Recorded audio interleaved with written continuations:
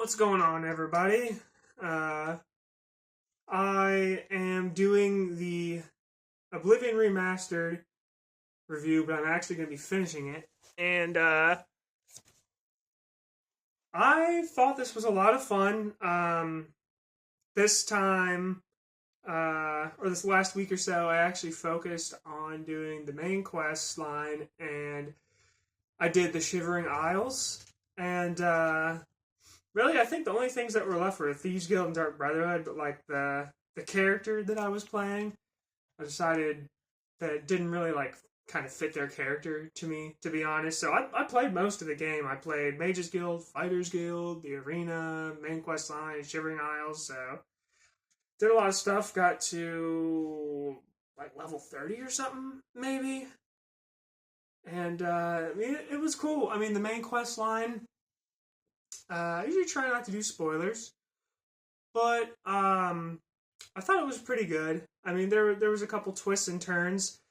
Thought, this is my, I think, third time playing through the main quest line after it released in '06.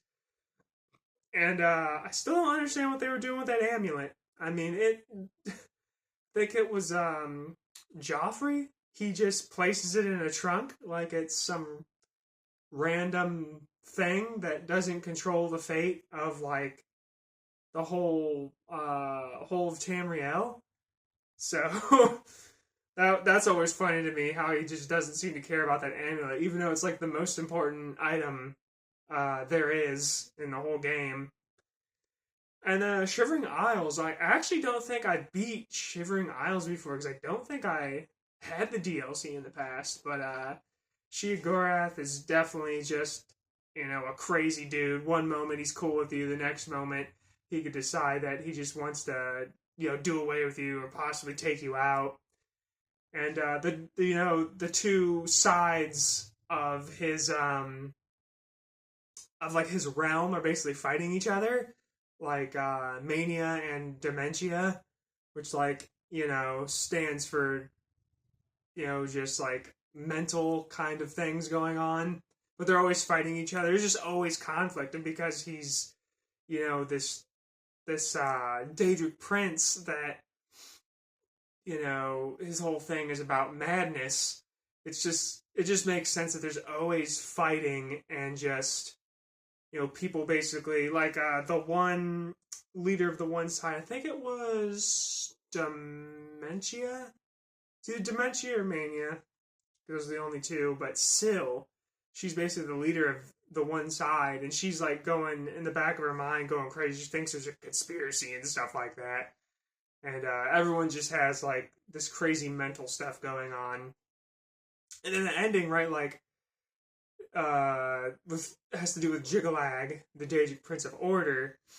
And I just thought it was kind of also interesting that like he is the Prince of Order, which is basically like keeping everything, for him, he thinks it's keeping everything the same and nothing really gets too out of line or crazy. And then there's Sheogorath, which is all about just madness. So they're really complete opposites, basically. And so that was interesting, having them basically go at each other throughout the whole quest line of it. But honestly, I want to talk about, the game as a whole. And like I said in the first part of the Oblivion review, I really like the spell making. There's other games with magic, but they don't let you completely construct spells from like nothing. Like for instance, I was doing a telekinesis combination with paralyze, because apparently if you paralyze an enemy first, then you can use telekinesis on them. And you could basically like, if you up like the strength and magnitude of the telekinesis part, you can raise them super high up in the sky and then just drop them. Like you almost have like the Force or something from like Star Wars. It was pretty cool. And the enchanting, I mean, you could have a really good weapon, but the enchanting, you can add, several effects at once. And it just creates a weapon that can, at times one-shot almost every enemy in the game. So, towards the end of the game, you really feel like it's all coming together with your build and stuff, and you can basically overpower anything, and nothing really stands a chance against you. Like, me personally, I enchanted a bunch of armor, and I put the highest grade or soul level of soul gem. I used grand soul gems on them all the 5 pieces, and I put chameleon effect on all of them. So I could really just sprint around. No one would ever know I was there. Like the guards normally are like making comments about you, but like they don't even detect me the entire time. So no one even says anything to me because basically like I don't exist to any of them.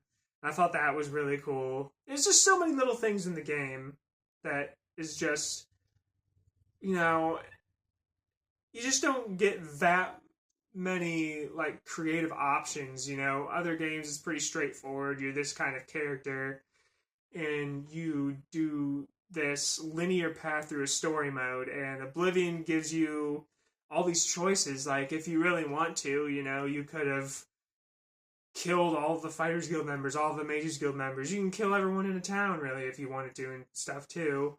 If you're really just playing that kind of character. And, that's one of the coolest parts about the game and the series. And, here's my little buddy. Now he's actually making a physical guest appearance because it's not nighttime, for once when I'm making one of these videos. And he's off. He'll probably come back, though. But, yeah, it's so cool. These games are so good, and they're not perfect, right? Like, the games are so massive. Like Oblivion, you run into bugs, and, sometimes they're like weird T-posing bugs, where you walk into a room and an NPC's like, like a scarecrow or whatever.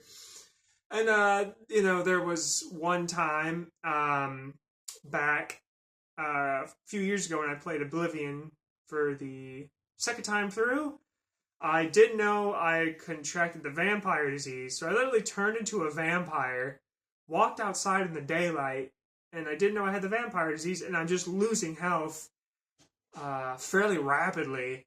And I spazzed out, and I hit, because I thought I was going to die, and I wanted to save the game, so I waited out in the daylight, and it saved the game, and corrupted my save file, because every time it tried to load back in off of that save point, I would have been dead because so much time went by in the daylight that I just would have spawned dead every single time and I had to restart the game. But, you don't run into that stuff very much anymore after the years have gone by and the remastering. They've done a decent amount of patches and stuff. There's still the jiggle-lag crash of the Shivering Isles, but that's kind of whatever, I think they've patched that from happening as much too, because it didn't happen to me this last time in this playthrough. And so I should probably get to the rating part. And honestly, I kind of like in between a 9 out of 10 and a 10 out of 10, but there's just so many cool things about this game that I'm like, not too many other games do this, and it just puts it above others, and it's just little bugs and stuff, and that maybe I could be nitpicky about. And if the only thing I can do is nitpick, I'm just going to give it a 10 out of 10. Screw it. I would say if you've never played Oblivion before, either the original version that came out in 2006, I think it was, or the remaster, I would say, the 06 version's looking pretty old. But it's way cheaper. But if you can get the remaster, I would say you're more than likely not going to regret it. I mean, there's not too many people that, play Oblivion and then end up regretting it. So, I mean, that's it for me. I'm just going to give it a 10 out of 10. I'd say, for me personally, it's like a must-play. And, yeah. So, I am currently... I beat this actually a good 3 or 4 days ago or something, so I'm already working on the next review. And, yeah, I'm gonna have that one done because it's a shorter game, for sure, way shorter. So I should actually have that review up by the end of this week. And so if you like this review and you like Oblivion, or you want to see more, for instance, like and subscribe. It helps me have a smaller channel. The videos have been actually doing decent. I'm appreciative of that for sure. And yeah, I will see you guys in the next video. Thanks for watching. See ya.